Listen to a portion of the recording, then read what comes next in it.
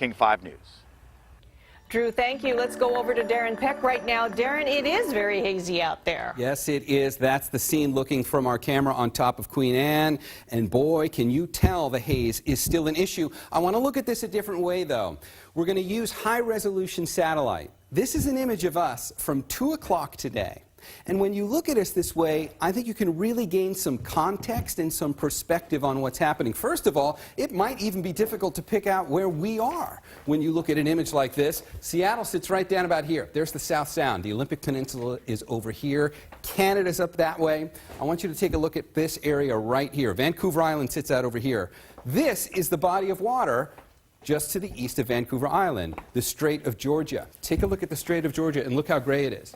Right now, this area is acting kind of like a freeway to help pull all the smoke down from the fires in British Columbia down into that strait, and then because we've got our flow right now, it's pulling all of that smoke right down into Puget Sound. Now, I want to give you a little perspective on the maple fire that Drew was just spotlighting. You can see the maple fire on here. The Olympic Peninsula sits out here. Look right there. See that little puff of white smoke? That is the maple fire out near Hood Canal.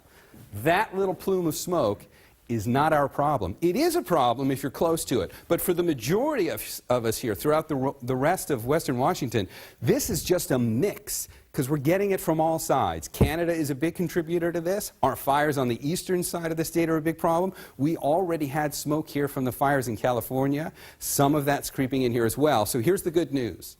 The condition's going to change by Wednesday. So it's good news for Wednesday. It's not good news for today. And it's not going to be good news for tomorrow either. Right now, the winds are still working kind of offshore, and that's the situation that allowed us to pull in all the smoke. We're going to play this futurecast through the next few days. The arrows show you the direction of the wind, and you're going to see something different on Wednesday right there. Those are onshore winds. You see how the arrows are coming back from the coast, and they're coming onshore?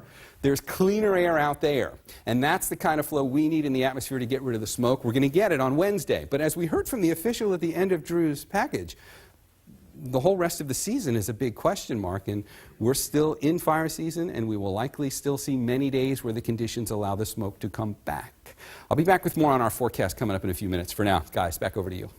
You know, they run a big operation.